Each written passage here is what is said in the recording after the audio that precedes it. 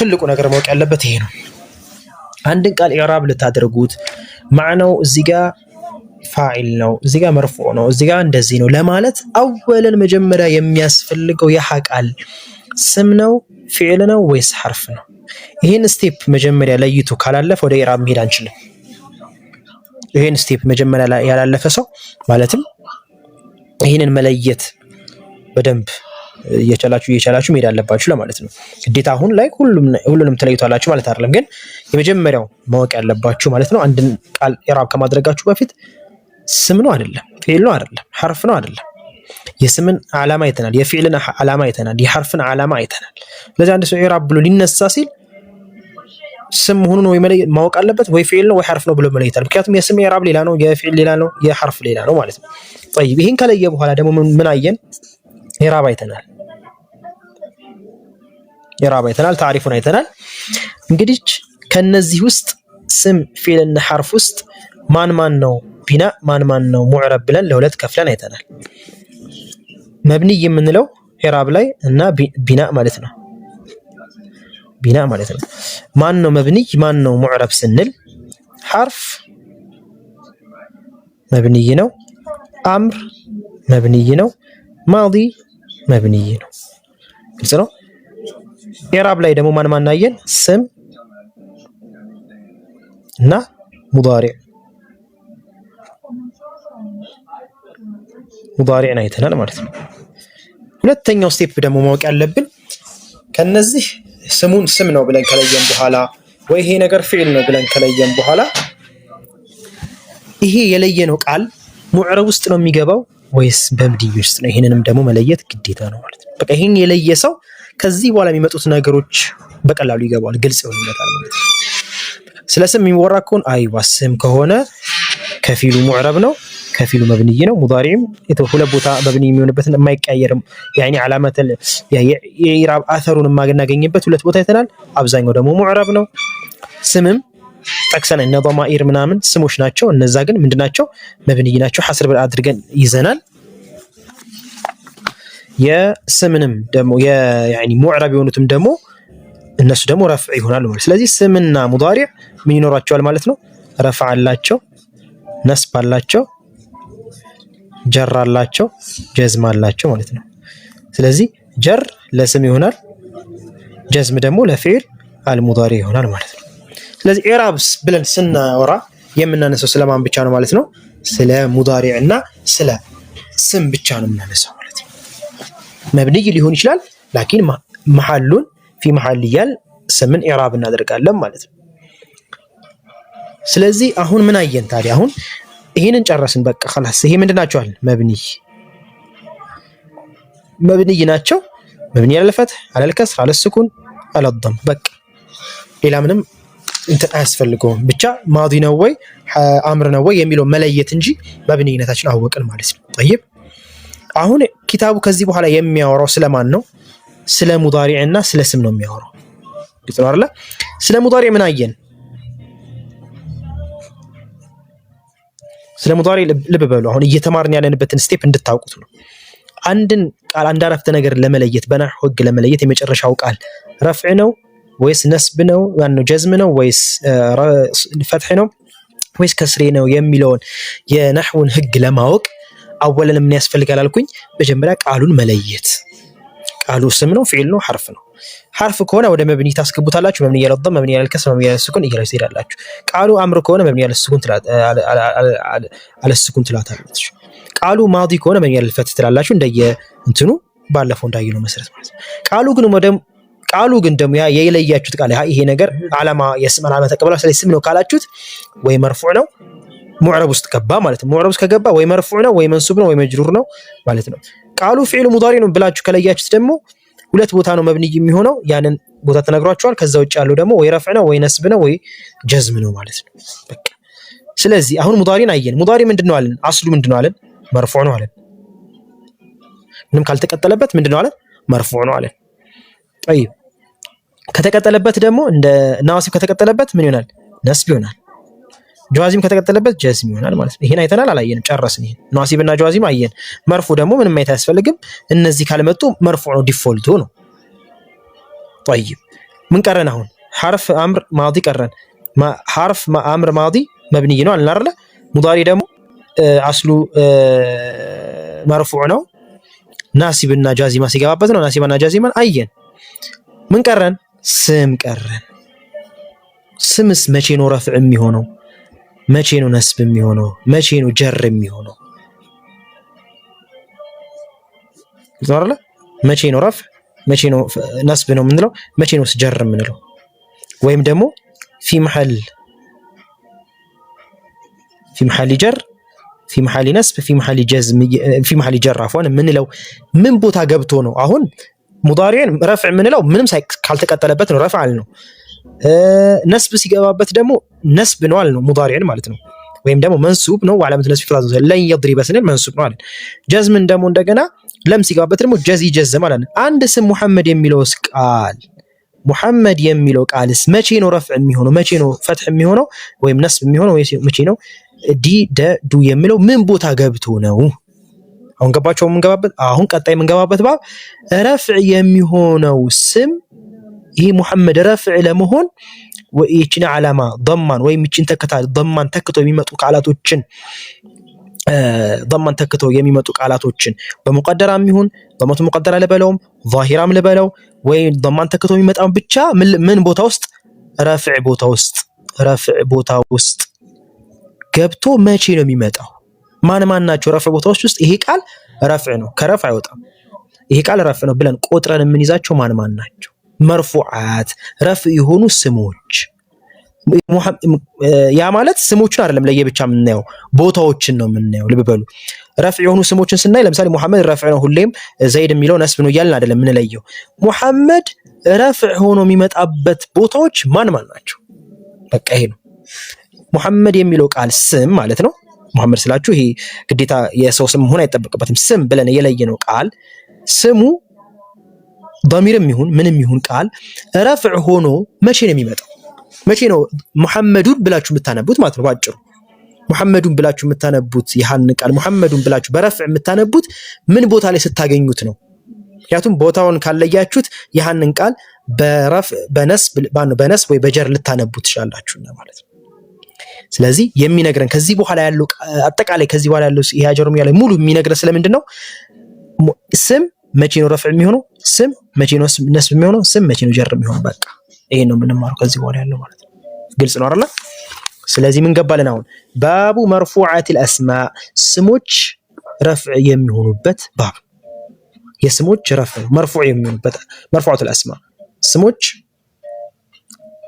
ወይም ደግሞ هذا الباب مرفوعات الاسماء ስለ ረፍዕ ስለሆኑ ስሞች የሚነግረን ነው ማለት ነው ግልጽ ነው አይደል አሁን ስለምትማሩት ነገር በደንብ መነሻውን የገባችሁበትን ያላችሁበትን ቦታ እንድታውቁት በየኔ ዝርዝር የምናገረው ዝም ብላችሁ በጭፍን ዝም ብሎ መነግራችሁን ከያኒ ይረፍዕ ነው ከመላችሁ በእንደዚህ ስቴፕ ሲሆን የቱ ጋር እንዳላችሁ እንድታዩት ነው ኦኬ እዚህ ጋር አሁን ስምን አይቻለሁ ሐርፍን ለይቻለሁ ቢናን ለይቻለሁ ሐርፍ አምር ማዲ ከመጣ ሁሌ መብኒ ይኖራልው መጀመሪያ ቃላቱን መለየት አለብኝ ስም ነው ሐርፍ ነው የሚለውን ከዛ በኋላ ኢራብ ነው ቢና ነው የሚለውን ደግሞ ለያለው ቢና ከሆነ ሐርፍ አምር ማዲ ነው ሙዕረብ ከሆነና ስምና ሙዳሪ ነው ሙዳሪና ይቻለው ዲፎልቱ መርፉዕ ነው ነስብና ጀዝም ሲገባበት ደግሞ ነስብና ጀዝም ይሆናል እንዳየሁት ስም ደግሞ አሁን ወደፊት የምንማረው ነው ከምን እንጀምራ ስም ደግሞ ማን ይቀበላል ቢያለው ረፍዕ ነስብና ጀርን ይቀበላል ወይ في محل ነስብ ብለዋል ወይ في محل ረፍዕ ብለዋል ወይም ደግሞ መርፉዕ መንሱብ ብለዋል መብኒ ከሆነ في محل መብኒ ካለው ደግሞ ረፍዕ መርፉዕ መንሱብ ብዬ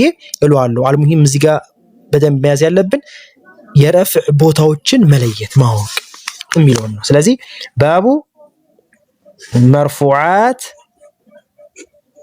الاسماء እንዳላንዛዛው ቀጥታ ወደ ባባችን ንግባ ይሄንን ሐሳቡን ይዛችሁ እንድትገቡ ስለፈለኩ ነው ገባችሁ አለበለዚያ ምን ባብ ጋር ምን ቦታ እንዳላችሁ ግራ ይገባችኋል ዝም ብሎ ወሬ ብቻ ዝም ብሎ መያዝ እንጂ የትኛው ጋር ምን እንደያዛችሁ እንትን ይላችኋል ማለት ነው ስለዚህ ባቡ مرفوعات الاسماء ይሄ ባብ የሚያወራው የስሞች ረፍዕ የሚሆኑበት ነው قال المصنف اجرميው ምን አለ ባቡ مرفوعات الاسماء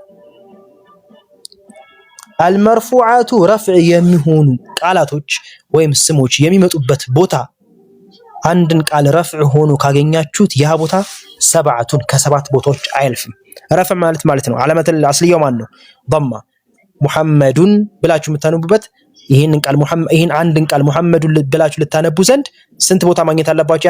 ያንን ቃል ከሰባት ቦታዎች ውስጥ አንዱ ማግኘት አለባችሁ። ከዚህ ውጭ ሙሐመድ የሚለው ቃል ከሰባት ቦታዎች ከመጣ በደም አይነበብም፣ ወይም ደግሞ ضمان ተከተው ወደሚመጡት ቃላቶች አይነበብም። ለምሳሌ በአሊፍም ضمان ተከተው አሊፍ ከመጣ በአሊፍ አታረጉትም። ብቻ ضمن ተከተው ባለፈው ያየናቸው ቦታዎች ማለት ነው። وهي الفاعل ፋዒል ምንድነው? ሁሉ ጊዜም ረፍዕ ነው እና ያው ሸርህ ላይ ስለምን ችግር የለውም። ፋዒል ከመጣ ፋዒል ምንድነው? ፋዒል እንዴቱ ጋር ነው የሚቀመጠው የሚለው እናያለን። ግን ፋዒል ነው ከተባላችሁ አንድ ቃል ምንድነው? ረፍዕ ነው። በቃ መርፉዕ ነው። ይህ ቃል መርፉዕነቱ ضمة مقدرة ሊሆን ይችላል ወይ ضمة ظاهرة ሊሆን ይችላል ወይም ደግሞ ضمان ተከታታይ የሚመጡት ቃላት ሊሆን ይችላል። ልብ በሉ። والمفعول الذي لم يسمى فاعله ወይም ደግሞ መፍዑል ነው ፋዒል ያልመጣለት لم يسمى فاعله ወይም ደግሞ ናኢብ الفاعل እንለዋለን። ናኢብ الفاعل ማለት ፋዒልን ተክቶ የመጣ መፍዑል ቢህ ነው አስሉ። ላኪን ፋዒሉ ተጣለና ፋዒሉን ተታውነውና ድርጊት ያረፈበትን ብቻ ስናመጣው ያ ድርጊት ያረፈበት ቃል መርፉዕ ይሆናል። እንዴት ነው? ወደፊት የምናየው ነው። እሱ ችግር የለውም። ወስሙ ካነ ወአኸዋቲሃ የካነና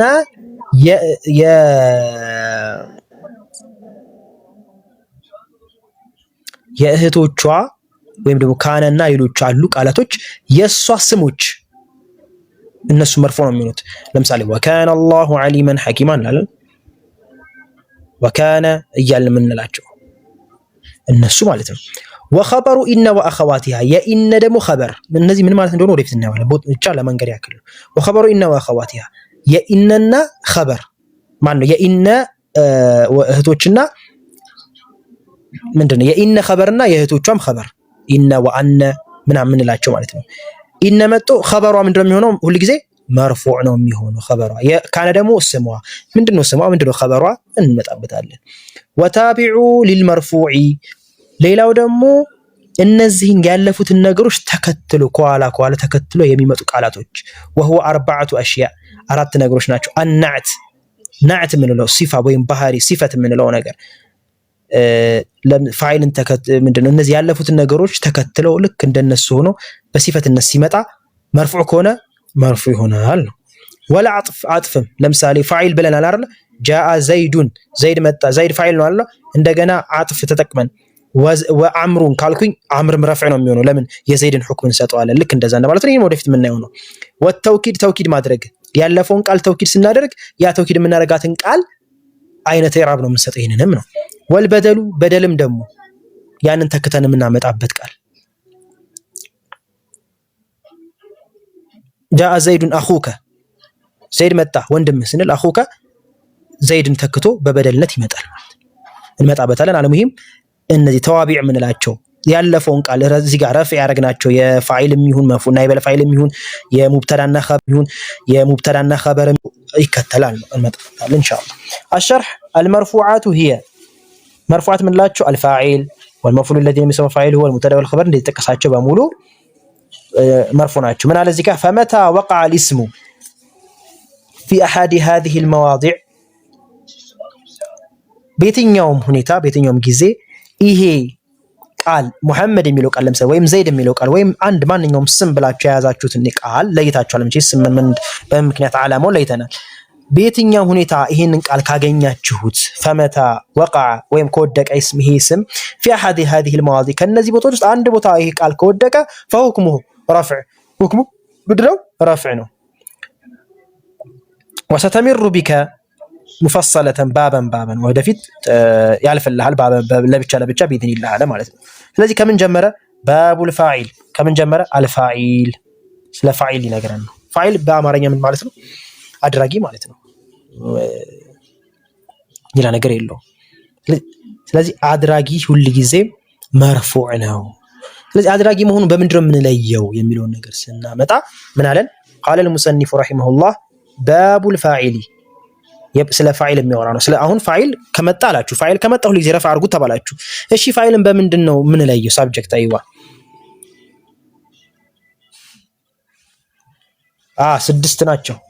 እነዚህን ፋዒል 1 መፍዑል ለዚ 2 ሙብተዳ 3 ኸበር 4 እስሙ ካነ 5 ወኸበሩ ኢነ 6 ከዛ እነዚህ 4 አሽያ አርባዓቱ አሽያ እነዚህን እንደ አንድ ቆጥሮ 7 አደረጋቸው ማለት ነው። ምክንያቱም እነዚህ በሙሉ ያለፈውን ስለሚከተል እንደዛ አድርጎ ቆጥሮት ነው እየሰራ ነው። ባለቤት ማለት ነው። አይዋ ባለቤት ብሩን ኦኬ። ይሄንን ነው ከድኛው አለው እኮ ክዳን አለ። እንዴት ማለት ወይ በእጅ ልጠቀም? እሺ قال المصنف باب الفاعل الفاعل ፋዒል የምንለው ነገር ፋዒል ማለት ፋዒል የምንለው ነገር ቅድም እንዳልኳችሁ ባለቤት ነው ብያለሁ።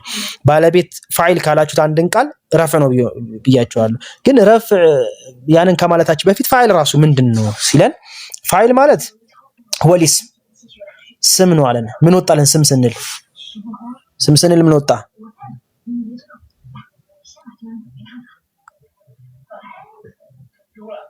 ስም ስንል ምን ወጣ?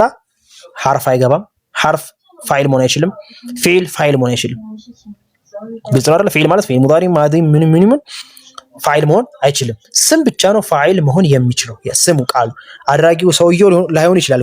ግዴታ ሰው እያልን ወይም ይሄ ምንድነው እኛ የምናስበው ግዴታ ማድረግ የሚችል አካል እያልኩ አይደለም። ረፍዕ የምናደርገው ቃል ስለ ቃሉ ነው እያወራን፣ ስለ አካሉ ስለምንድነው ስለዛ ስለሚያደርገው ሰውዬ። ለምሳሌ ከበደ አማርኛ ላይ ከበደ አየለ ከሆነ አድራጊው ስለ አየለ ስለ ዛቱ አይደለም እያወራን ያለው፣ ስለ ስሙ ቃሉ ስሙ ራሱ ቃሉ ነው የፈለግንበት ማለት ነው እንጂ ወደ ሰውዬ ወደ ዛቱ እንዳትሄዱ እሺ። ስለዚህ እኛ የፈለግነው ስሙን ነው። ያ ፋይል ረፍዕ የምታደርጉ ቃል ስም መሆን አለበት። የሰው ስም ሊሆን ይችላል፣ የማንም ምንም አይነት ስም ይችላል፣ ብቻ ስም ይሁን ስም መሆን አለበት። ያ ስም ደግሞ አልመርፉዑ ረፍዕ የሆነ ስም ፋይል ብሎ ማለት ነስብ አይሆንም፣ ፋይል ጀር አይሆንም ፋይል። طيب ስለዚህ አንድን ቃል ኢዕራብ ማድረግ ስትፈልጉ መጀመሪያ ማዕናው ምንድነው ብላችሁ ትጠይቃላችሁ። ጥሩ ነው። አሁን አንድ ሼክ ምን አሉ? ኢዕራብ ማድረግ ከተፈለገ መጀመሪያ ማዕናው ምንድነው? ልክ ማዕናው በአማርኛ እስኪ ማዕናውን ንገረኝ በሉት። ማዕናውን ሲነግራችሁ እዛ ውስጥ ያገኛችሁት ቃል የአድራጊነት ቃል ለምሳሌ እንደዚህ ሄደ ስትሉ ማን ሄደው? እገሌ። ኦኬ እገሌ ፋይል ነው መርፎል አድርገው ትላላችሁ።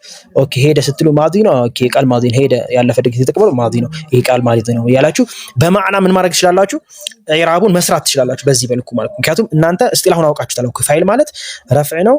ረፍዕ ከሆነ ደግሞ አድራጊው ነው ስም መሆን አለበት። ኦኬ ያን ቃይዳ ይዛችሁ ስለምትሄዱ በማዕናም መጀመሪያ ቀድማችሁ በሁለቱም አያካሄድ መሄድ ትችላላችሁ። ማዕናውን አይታችሁ ኢዕራብ ማድረግ ትችላላችሁ። ማዕናው በሚሰልህበት መንገድ ኢዕራብ ማድረግ ማለት ፋይል ከተባላችሁ ይሄ ነገር መርፎ መሆን አለበት እያላችሁ ብቻ በሁለቱም አካሄድ። እናንተ ግን መያዝ አለባችሁ ምንድነው ቃይዳውን ፋይል ሲባል ምን ለማለት ነው የሚለውን ነገር መያዝ አለበት ነው። ስለዚህ መርፎዕ መሆን አለበት አልኳችሁ አይደል? ስም ነው መርፎዕ መሆን አለበት። ሌላስ አልመዝኩሩ ቀብለሁ ፊዕሉሁ ከዚህ ከምትጠቅሱት ስም ከአድራጊው ቀድሞት ምን መጠቀስ አለበት? ድርጊት መጠቀስ አለበት። ضرب ወይም يضرب ወይም اضرب የሚለው የፊዕሉ ሶስት አይደለ? ከዚህ ከስሙ በፊት ከምትጠቅሱት ስም በፊት ፊዕሉ መጠቀስ አለበት። ዋጅበን ግዴታ ማለት ነው። ለምንድን ባንጠቅሶስ ከዛ በኋላ የምንጠቅሶስ ሲባል ሁክሙ ያኔ ይለያል። አድራጊ እኮ ሊሆን ይችላል፣ ላኪን ሁክሙ ሊለይ ማነው? ሁክሙ ይለያል። ልክ ፊዕሉን አስቀድማችሁ ስሙን ቀድማችሁ የምትጠቅሱ ከሆነ ከፋዒልነት ይወጣል። ያቃል ከፋዒልነት ስላችሁ ከማዕናው ፋዒልነት አይደለም። ልብ በሉ ከኢዕራብ ፋዒልነት። ለምሳሌ ضرب ዘይዱን ስንል ضرب ፊዕል ማዲ ነው ያለፈ፣ ዘይዱን ፋዒል መርፉዕ على مترفيه ጦይ ያደረገው ማን ነው? ዘይድ። እሺ እዚህ ጋር ነን። طيب አይደለ? ضرب ዘይዱን። እሺ ዘይዱን يضرب ብልስ ያን ይሄ ዘይድ የሚለው ቃል በማዕና ጁምላው ማዕናው ዘይድ ይመታል የሚለው ማዕና ሊሰጥ ይችላል። ዘይዱን يضرب ስለዚህ ይመታል። ግን ዘይዱን የምትሉት ፋዒል ብላችሁ ኢዕራብ አታድርጉ። ለምን? ማን ቀድሞታል? ማንን ተቀድሞ መጥቷል? አልመዝኩሩ ቀብለሁ ፊዕሉ መሆን አለበት። ፊዕሉ ቅድሚያ ነው መምጣት ያለበት። ፋዒል ቀድማችሁ ብታመጡ ፋዒል አይባልም በስጢላህ፣ በዚህ ስጢላህ ወይም ደግሞ በዚህ በኢዕራቡ ማለት ነው። በማዕና እንደ ጁምላ እንዳጠቃላይ ጁምላ ለምሳሌ አላሁ ኻሊቁ ኩሊ ሸይኢን ሲል አላህ ሱብሓነሁ ወተዓላ ፋዒሉ አይደለ? ላኪን ፋዒል ብላችሁ አይደለም እዛ ጋር የምታደርጉት ኢዕራብ የምታደርጉት እንደዛ ማለት ነው። ወይም ሌላም የምታመጡ ዘይዱን يضرب عمرا ብትሉ ይሄንን ዘይድ የሚለውን ቃል ፋይል ብላችሁ ኢራብ አታርጉ። ስለዚህ ምን አለበት? ቀድሞ ፊዕሉ እየጻፍኩኝ ያሳያቸዋለሁ። መጀመሪያ እናብራራው ነው። ቀድሞ ፊዕሉ መጠቀስ አለበት። وهو على قسمين ይሄ ደግሞ በስንት ይከፈላል? ፋይል የምንለው ነገር ለሁለት ይከፈላል። ልብ በሉ። ፋይል ስትሉት ግዴታ አንድ አይነት ይዘት ያለው አይደለም። አንዋዑ ሁለት አይነት ነው ማለት ነው። ዛሂሪን ወሙድመሪን ስንከፍለው ዛሂር አለ፣ ሙድመር አለ።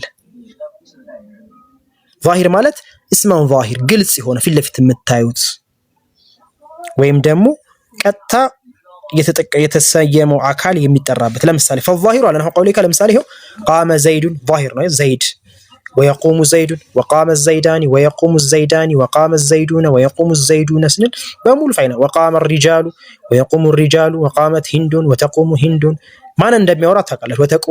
وتقوم هندان وقامت الهندات وتقوم هندات وقامت الهنود وتقوم الهنود وقام أخوك ويقوم أخوك وقام غلامي ويقوم غلامي وما أشبه ذلك ይህን የመሳሰለ ነገሮች በሙሉ አሁን እነዚህን ስናያቸው ቃይዳውን ስናይ ያው ቃመ ዘይዱን ምንድነው? ቃመ መጀመሪያ ዘይዱን ፋይል አደረኩት አይደል? ለምንድን ነው ፋይል ያደረኩት? መጀመሪያ ስም ነው። ኦኬ ዘይዱን ስም ነው። አዎ አልመርፉዕ ረፍ ነው። ዘይዱን ረፍ አድርጌዋለሁ። ኦኬ ረፍ ካደረኩት ስም ነው። ቃመ ዘይደን ብል ረፍ ፋይል ነው ማለት አልችልም ነው። አልመዝኩሩ ቀብለሁ ፊዕሉሁ ከዚህ ከዘይድ ከምለው ቃል በፊት ፊዕል ተጠቅሷል አልተጠቀሰም? ተጠቅሷል። ስለዚህ ስለተጠቀሰ የዚህኛው ፋይል ይሄ ነው ላለው ማለት ነው እንጂ ቀድሜ ዘይድን ባስቀድመው ዘይዱን ቃመ ብል ይሄ ዘይድ የዚህን ጊዜ ፋይልነት ወጣ። በማዕና አላልኩም። እሺ በማዕና አያወጣም። ጁምላውን ዝም ብላችሁ ማዕናውን ስትሰጡት አድራጊ መሆኑን ሊጠቅስ ይችላል። ላኪን ፋይሉ መርፉዕ ምናምን ብዬ ግን ኢራብ አልሰጥም። ይሄ ኢራብነቱ ወደ ሌላ ኢራብ ይወጣል ማለት ነው። እሱን እናየዋለን። አልሙሂም ይሄን ይመስላል ነው። طيب الشرح الفاعل ልብ በሉ تعريفه لغة هو من أوجد الفعل በቋንቋ ደረጃ ማለት እንደ ጥቅል በቋንቋ ሉጋዎች ደረጃ ፋይል ሲባል እነሱ የሚፈልጉበት በሉጋዎች አረቦች ሲጠቀሙ ማንኛውም ፊዕል ያስገኘ ነገር ዝም ብሎ ፋይል ይሉታል። በእስጢላህ ደግሞ هو الاسم المرفوع المذكور قبله فعله قدم يتكسلن شارحه يتكسلن በእስጢላህ ደረጃ ስም ነው፣ መርፉዕ ነው። መዝኩር قبله المذكور قبله فعله ቀድሚያ የተጠቀሰ መሆን አለበት በሉ። مثاله قام زيد ልብ በሉ قام زيد زيد قوم ይላል አይደል? ኢራቡ ሐለ قام فعل ماضي مبني على الفتح ايوه زيد فاعل الكتي አልጨረሰውም። زيد فاعل مرفوع على مترفيه ضمة ظاهرة አለው እንዳያችሁት። ለምን ፋይል አልኩት እያለ ምክንያቱን የነገረን እዚህ ጋር وهو اسم ስም ነው፣ مرفوع ነው፣ رفع ነው، ذكر قبله فعل واقع منه። አሁን ልብ በሉ የቆመ ማን ነው? ዘይድ ነው። እኛ ፋይል ስንል አሁንም ልብ ማለት ያለብን ግዴታ ማድረግ አይጠበቅበትም። በፊዕሉ ከተወሰፈም ፋይል ነው። ለምሳሌ ማተ ዘይዱን ስንል ራሱ ሞትን አያስገኝም አይደል? ላኪን ምንድነው በዛ ፊዕል ተወስፏል። ማተ ዘይዱን ማተ ኢቢሉ ብትሉ ለምሳሌ ከዚህ ጋር ይገናኛል ማለት ነው። በራሱ ምንን አያስገኝም? ሞትን አያስገኝም። ማተ እንስሳቶች ግመሉ ሞተ ስትሉ ራሱ አድርጎት ምናምን ነገር አይደለም፣ ግን በዛ በሞት ተወስፏል። ግልጽ ነው አይደል? መወሰፍም ሊሆን ይችላል፣ ማድረግም ሊሆን ይችላል። ግዴታ ማድረግ ብላችሁ እንዳትይዙ እሺ። ሁለተኛ ደግሞ ማድረግ፣ ሌላው ደግሞ ፋይል ሲባል ሌላ ነገር እንዳትይዙ። ግዴታ ዘይድ መምጣት የለበትም፣ የሶስት መምጣት የለበትም። ግልጽ ነው። የሶስት መምጣት የለበትም።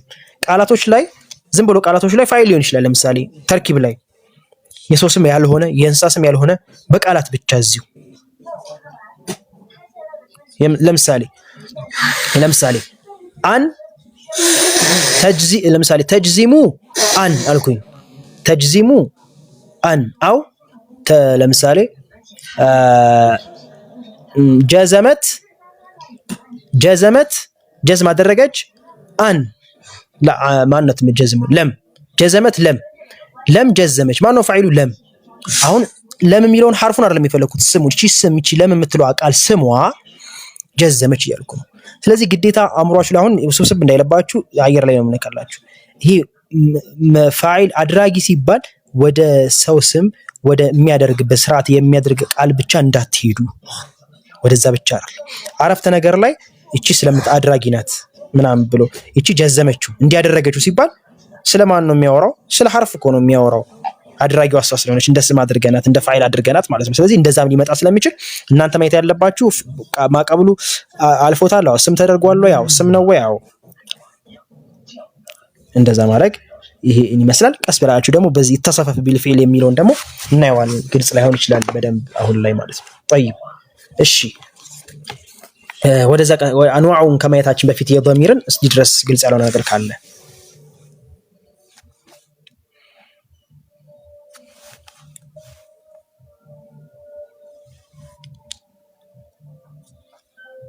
ድርጊቱ እሱ ላይ ካረፈማ መፍዑል ቢ ነው። ድርጊቱ እሱ ላይ አይደለም ማረፍ ያለበት።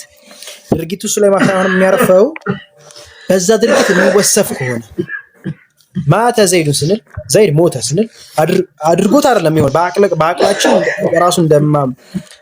ራሱ እንደማያደርገው ግልጽ ነው እኮ አይደለ? ግን በዛ ፊል ተወሰፈ።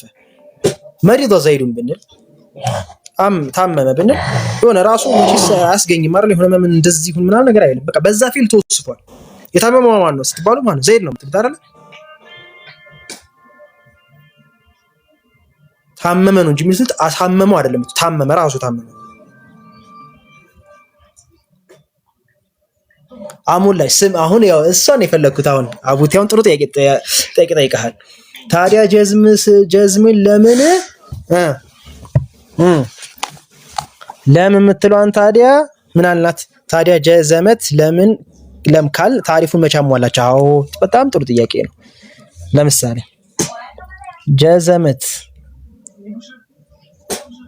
ጀዘመት ለም በዚህ ጊዜ ለም ፋይል ናት። ለምን በሉኝ። አሁን እኔ የፈለኩት እቺ ለም የምትለዋን ስም ነው የፈለኩት። እቺ ለም የምትባለዋን ስሟን ነው የፈለኩት። ይሄ የምናቃት በውጭ የምናቃት ሐርፏን አይደለም የፈለኩት። ለምን ሐርፍማ ካልኩትኝ ሲጀመር ለም ብዬ ፊል አመጣለሁ እዚህ ጋር ትጀዝማለች ምናምን ካልኩኝ ነው ወደ ሐርፍ መውሰዳት። አሁን እኛ የፈለግነው ጀዘመት ለም هذه ለም ተጅዚሙ ፊዕለይኒ ምናምን ካልኩኝ አሁን እቺን ስለ ስሟን እቺ ስለ ለም የምትሰራውን ነገር እየተናገርኩ ነው። ስም አድርጊያታለሁ ማለት ነው። ግልጽ ነው አይደል? የምትሰራውን ነገር ስናገር እንጂ በአረፍተ ነገር ውስጥ መሀል ገብታ ዘይዱን ለም የጂ ስል ያ ሐርፍ ነው እየተጠቀምኩበት ነው። ለምን ስጥ አሁን ምን ይኸው ለምሳሌ ዘይዱን ለም يضرب አልኩኝ እኮ ለመጀመሪያ አይነገርም። ዝም ብዬ እንዲው ላሳውቃችሁ ብዬ ነው ከገባችሁ። ይኸው ዘይዱን ለም يضرب ስንል አሁን አረፍተ ነገር ውስጥ አስገብተን እያሰራናት ነው። በቃ ለም ሐርፍ ነው ይሄ ዘይድ ስም ነው يضرب ፊዕል ነው። አረፍተ ነገር እየሰራው ነው።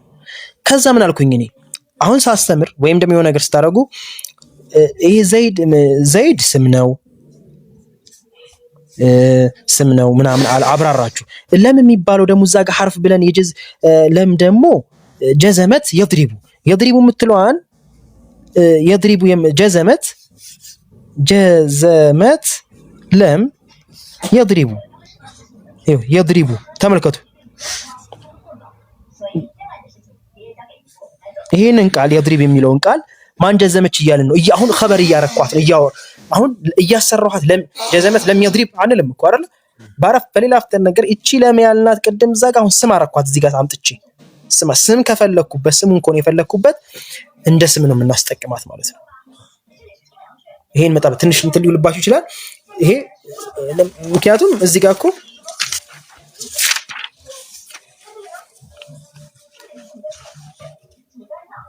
ለምሳሌ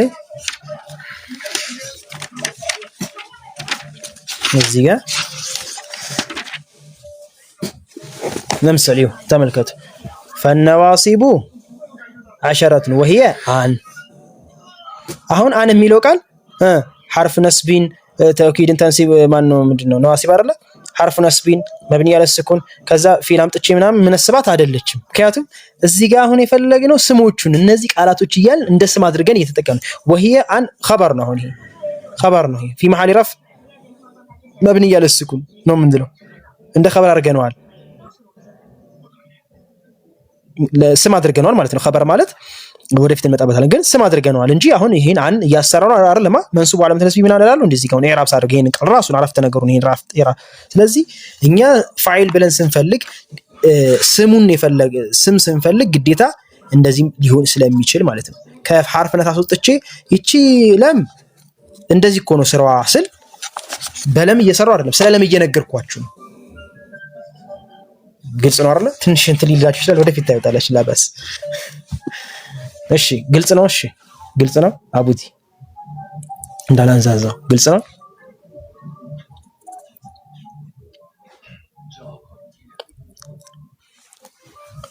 እንጂ እንዳልከው አሁን ሐርፍ ካልናት ግን ሲጀመር ሐርፍ እንትናት ግን እኛ የምንፈልገው ስሙን ነው የፈለግነው። እቺ ትጀዝማለች እያልን እያወራን ነው ስለሷ ስናወራ ስም አድርገናት እያወራን ነው እንጂ ያሰራናት የዚሙ ፊዕለይን ይናል አንላትም። አይዋ ለም መርፉናት። አሁን እዚህ ጋር ምን አልኩኝ? ለምሳሌ ዘይዱን ለም يضرب የሚለውን ኢዕራብ ነገርኳችሁ። ዘይዱን ሙብተዳ ለም ሐርፉ ጀዝሚ ምናምን يضرب እቺን ለም እቺን يضرب ማን ነሰባት ብትሉ ምንድነው የምላችሁ? ጀዘመት ለም ለምትሉ ጀዝም አደረገችው يضرب የሚለውን ቃል አልኩት አይደል? ስለዚህ ለም አሁን እዚህ ጋር እያሰራኋት አይደለም፣ ስለ ለም እየነገርኳችሁ ስም አድርጊያታለሁ ማለት ነው። ኡሙ ኢብራሂም ሙሐመድ ፎሎ አድርጊውና ወይም ደግሞ ቴክስት አድርጊለት በአዲስ መልክ ስለምንጀምር ይሄ እንደቀጠለ ሆኖ በሳምንት የሆነ ፕሮግራም ይዘን ልንጀምር ስለሆነ ቴሌግራም ላይ ጆይን አድርጊና ማን ነው የሚለው ኡሙ ኢብራሂም አድርጊና ይሄንንም እንቀጥላለን። እንደገና ደግሞ በአዲስ መልክ ሌሎች አንድ አምስት ሰዎች ያሟላን ስለሆነ መጀመር የሚፈልጉ ሰዎች ለብቻ ለነሱ ደግሞ ከኋላ እንዲጀመርላቸው ስለታሰበ ቴሌግራም ላኩላት፣ እዛ ላይ ጆይን ታድርግ ማለት ነው። ግልጽ ነው። طيب ግልጽ ነው አይደል? ይሄ አባባሌ። ስለዚህ ጀዘመት ለም አልኩኝ። ለም ጀዘመች፣ ጀዘመት ለም ማናት የጀዘመችው? ጀዘመት ለም እላችኋለሁ። ለምሳሌ ማን የጀዘመችው? ጀዘመት ለም። የዚህ ጊዜ ምን አደረኳትኝ? ሉጋ ነው ነህው ነው። طيب ጀዘመት ለም ስላችሁ የዚህ ጊዜ ለም ስም አድርጊያታለሁ፣ ለዛ ነው ፋይል ያደረኳት። ስለዚህ እንትን እንዳይላችሁ ተውት፣ ችግር የለውም። ያን ያህል ይሄ ዋናው መሐሉ ከገባችሁ ያኛው ወደፊት ሲነገራችሁ ግልጽ ይሆንላችኋል። አንዋዑሁ እስካሁን ያለው ግልጽ ነው አይደል? ቴሌግራም ጆይን አድርጊ ፎዚታ የሚል ዩዘር ማለት ነው። طيب አንዋዑ አሁን ፋይል ነገረን አይደል? ስሙን ይظهر ቅድም ያልነው ቃይዳ። ሌላው ደግሞ ምን ይነግረን? አሁን ፋይል ሲባል ግዴታ ምን ሆነ የለበትም። ማን ነው ግዴታ አልኩኝ? ለሁለት እንከፍለዋለን፣ ظاهر ومضمر። اولا الفاعل ظاهر وهو يرفع بالضمه اذا كان مفردا نطلا كونه ይሄን ተነጋግረናል። እንቺስ አልፏል አይደል? نحو قوله تعالى وجاء ربك الى ግጽራለ ربك የሚለው ظاهر ነው፣ اسم ظاهر ነው። جاء زيد جاء ربك قال رسول الله صلى الله عليه وسلم قال النبي እያልን የምናመጣው አው ጀሙ አነስን ሳሊም ከሆነ አሁን يرفع بالضمه አዩ ረቡ ተረፈዐ። አው ጀሙ አነስን ሳሊም اذ جاءكم المؤمنات ይሄም በضማ ረፍዕ ይሆናል። ፋይል ሁሉ ጊዜ መረፍ ስለሆነ المؤمنات መርፉዕ ይሆናል ማለት ነው። ማን ተቀደመው? جاء የሚለው ቃል ተቀደመው ማለት ነው። ረፍዑን አግኝተናል ወይ? አው ስም ነው ወይ? አው طيب አው ጀሙ ተክሲሪን ወይም ደግሞ ጀሙ ተክሲርም ከሆነ በማን ይረፋል? علامه الاصليه ማን ነው? ضمه። قالت الاعراب ስንል ማለት ፋይል መርፉዕ ነው፣ علامه رفعه ضمه ظاهرا እንዳለ። እንደገና ከአስሊ ይወጣና ደግሞ በኒያባ ኢራብ ይደረጋል። ያው ራሱ ፋይል ማለት ነው። ቃላቱ የተለየ ከሆነ ቃላቱ ምን አይነት ከሆነ اذا كان جمع مذكر سالم فاعل جمع مذكر سالم ከሆነ ከضمه ይወጣና ወደ ዋው نحو قولي قال الحواريون وجاء المعذرون من الاعراب እንደዛ وجاء المعذرون المهم አራተኛው ሱረቱ ኢምራን طيب وجاء قال الحواريون ስለ الفاعل مرفوع على مترفه الواو እንላለን ማለት ነው። ኒያበተን አን ይضمن ያነው ጀሙ ሙዘከር ሳሊም አንኑ ይወዱን አን ተንዊን ብለን ይሄን አሳልፈናል። ጀሙ ሙዘከር ሳሊም አዩ እዛ ጋር ስላሳለፋችሁት ነህው ይያዛል ያልኳችሁ ለዛ ነው።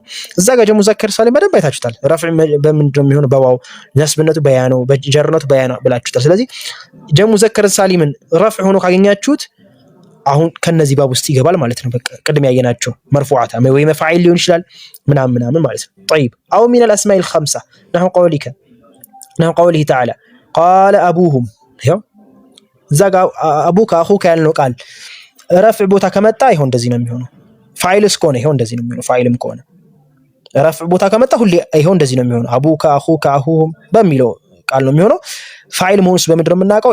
አሁን ባየነው እስጢላህ መሰረት ያለፈው ፊዕል መቀደም አለበት፣ ስም መሆን አለበት፣ ረፍዕ መሆን አለበት ምናምን የሆነ ነገር አየን ማለት ነው። ስለዚህ አሁን እነዚህ እስመን ዛሂር የሆኑ ናቸው። ወይርፈዑ ቢልአሊፍ ደግሞ እንደገና በአሊፍ ረፍዕ ይሆናል። ስለዚህ ቃል አቡሁም ፋኢል መርፉዕ ዐላመቱ ረፍዒሂ አልዋው ኒያበተን አን ضማ አስማኡል ኸምሳን ኢዕራብ አድርገናል አይደል? ረፍዕ የሆነ ጊዜ ይሄን ተመልሳችሁ ኢዕራብ ማድረግ ነው። እንደገና አሊፍ በአሊፍ ደግሞ ኢዕራብ ይደረጋል። ማ ፋኢል ምክንያቱም ምን ስለሆነ ረፍዕ ሁሉ ጊዜ ረፍዕ ነው። ፋኢል አንዳንድ ጊዜ ነስብ ይሆናል የሚባል ነገር የለም። ኢዛ ካነ ሙሰና ከሆነ ነሁ ቃለ ረጁላኒ ሁለት ረጁሎች አሉ ስትሉ ቃሉ ስትሉ ዓለመተ ረፍዓችን ማለት ነው ከضማ ይወጣና ወደ አሊፍ ይሄዳል። ቃለ ረጁላኒ ፋኢል መርፉዕ ዓለመቱ ረፍዒሂ አልአሊፍ ኒያበተን አን ضማ አኑን ዒወዱን አን ረጁላኒ ረጁሉን ነበር ረጁላኒ አሊፍና ኑን ጨመርኩ ሙሰና ለማድረግ ይሄን አይታችሁታል። ይሄ እንግዲህ እነዚህ የሚባሉት በሙሉ ምን ይባላሉ? እስመን ዛሂር ይባላሉ። እስመን ወይም ዛሂር በግልጽ የሚታዩ ማለት ነው። ወይም በግልጽ ማለት ሙድመር ያልሆነ ማለት ነው። ሙድመር ያልሆነ ضمير ያልሆነ ثانيا الفاعل المضمر የተደበቀ ሙድመር የሆነ ምናያቸው ነው። قال المصنف ምን አለ? والمضمر 12 نحو قولك ضربت ضربنا 12 ናቸው አለን። نحو قولك ضربت ضربنا ይሄው ضربت ما እኔ ልብ በሉ እዚህ ጋር ضربت انا እኔ ማለት ነው። ضربنا ይሄን በደንብ ያዙ ጠይቃቸዋለሁ። ضربنا نحن ايوه በደንብ ያዙ። ضربت እኔ ضربنا እኛ ضربت አንተ ضربتي አንቲ ضربتما አንቱማ ሁለታችሁ ወضربتم አንቱም ለወንዶች ይሁን። እዚህ ጋር ለضربቱ ስትል እኔ እምላለው ሴቷም ضربቱ ትላለች ማለት ነው። ضربና ስትል እኔም ضربنا ላለው ራሴና ሌሎች ነው እኮ አው ሙዓዚም ነፍሰሁ እሷም ضربنا ትላለች ራሷን ወክላ ሌሎችን ወክላ ወይም ደግሞ ራሷን ሙዓዚም አድርጋ ضربنا ትላለች። ወንዱም እንደዛው ይሄ ለወንዱም ለሴትም ያው ነው። ضربቱ ضربنا ነው የምትለው። ضربተ ስትል ለወንዱ ደግሞ ምን ትይዋለሽ? መተሃል ضربተ አንተ ضربተ። ለሴቷስ ምንድነው? አንቲ ضربتي ለሴቷ ይሄ ለወንዱ ነው። ለሴቱ እናደርጋለን ሙኻጠብ ለምናናገረው አካል ማለት ነው። አንተ እኮ መተሃል ضربተ وضربتي አንቺ መተሻል። وضربتما ሁለታችሁ መታችኋል። وضربتما ሁለታችሁ መታችኋል። وضربتم እናንተ ወንዶች ይሄ ለወንዶች ብቻ ነው። ضربتم እናንተ ወንዶች መታችኋል። وضربتن እናንተ ሴቶች መታችኋል። ይሄ ደግሞ ለሴቶች ብቻ ነው። ይሄ ለወንዶች ብዛት ይሄ ለሴቶች ብዛት ضربتن። እሺ وضرب ይሄ ደግሞ غائب ነው። ይሄ ሙተከሊም ضربت ማን ነው? ضربت ضربتي ضربتما ضربتم የሚለው ضربتن የሚለው ደግሞ የምታናግሩት ሰው እዚህ ድረስ ምንድነው የምታናግሩት ፊት ለፊት የምታወሩት ሰው። وضرب وضربت وضربا وضرب وضربنا የሚለው ደግሞ غائب ሶስተኛ ሰርድ ፐርሰን ማለት ነው። ሰርድ ፐርሰን ለምሳሌ ضرب ሰርድ ፐርሰን ሲንጉላር ضرب هو ضرب ውስጡ ምን አለ? هو እሱ። وضربت እሷ መታች በውስጡ ምን አለ? هي እሷ። وضرب هو አለ ضربت هي አለ። እንመጣበታለን ኢንሻአላህ ሸሮ ላይ። وضرب ሁለቱ መጥቶ ሆነ እንግሊዘኛ ማለት አማርኛ ማለት የለም። እዚህ ምን ለምሳሌ ضربቱ ስትል አለ ضربنا አለ እንደ ضربنا መታን አማርኛ ላይ አለ። طيب وضربت وضربت አለ መታሃል መተሻል ለሴቷ አለ አማርኛው። ضربتما የለም አማርኛ ላይ። ضربتم አለ አማርኛ ላይ። ضربتم ግን ለወንዱም ለሴቱም ነው ضربتم የምንለው ማለት ነው። طيب ضرب هي هو ለወንድ አለ መታ እሱ መታች እሷ ضربت وضرب የለም ይሄ ሁለቱ ነው። ለሁለት የሚጠቅስ አማርኛም እንግሊዘኛም የለም። ለዛ ነው አረበኛ ሰፊ ነው የሚባለው። ምክንያቱም ምን ሰማሁኝ በጣም የሚገርም ነገር ልንገራችሁ። በጣም የአረበኛ መስፋትን እዚህ ጋር ሁላችሁም ማዳመጥ ያለባችሁ ምን ይላል እንጨርሰውና وضرب ለማን ነው? ለሁለት ወንዶች ልብ በሉ። وضربوا ለማ መቱ ለነሱ ለወንዶች። وضربنا ሴቶች መቱ። በጣም የሚያጅባችሁ ነገር አሁን የሚባለው በእስቲዕማል ደረጃ አዎ እንግሊዘኛ በጣም እንትን ብሏል ምናምን ነገር ግን በስፋት ደረጃ ግን አረበኛን የሚያክለው የለም። ለመሰላችሁ ይላል። ለምሳሌ አሁን ሰው እያያችሁ ከሆነ የምታወሩት ለምሳሌ ወይም ደግሞ አንድ ሰው ቢጽፍ የሆነ ጽሁፍ ቢጽፍ ወይም ደግሞ አንድ ሰው የማታዩት እያየ ሲያወራ ወይም የሚያናግረውን አካል የማታውቁ ከሆነ ለምሳሌ አንድ ክላስ ውስጥ ወይም ደግሞ የሆነ ክላስ ውስጥ ሆናችሁ ወይም ደግሞ ድምጹን ብቻ ነው የምትሰሙት እና ሲያወራ ነው የምትሰሙት በአረበኛ ወይም በእንግሊዘኛ። አሁን በእንግሊዘኛ ሲያወራ የሚያወራቸው አካላቶች ምን እያለ ነው የሚያወራው? ሁለትም ይሁኑ አንድም ይሁኑ ሶስትም ይሁኑ ሴትም ይሁኑ ወንድም ይሁኑ ምን እያለ ነው የሚያወራው? ዩ አር እንደዚህ ዩ እንደዚህ እያለ ነው የሚያወራው። ከውጭ ለሚሰማ ሰው እነሱን ለማያይ ሰው እሱ ሲያወራ ምንድነው የሚረዳው? ከማን ጋር ነው የሚያወራው? ከሴት ጋር ሊሆን ይችላል። ከማን ጋር ነው የሚያወራው? ከወንድ ጋር ሊሆን ይችላል። ከማን ጋር ነው የሚያወራው? ከአንድ ሰው ጋር ሊሆን ይችላል። ከማን ጋር ነው የሚያወራው? ከሁለት ሰው ጋር ሊሆን ይችላል። ከማን ጋር ነው? ከብዙ ሰው ጋር ሊሆን ይችላል። የሚታወቅ ነገር የለም። አያችሁ የአረበኛን ስፋት ይዩት።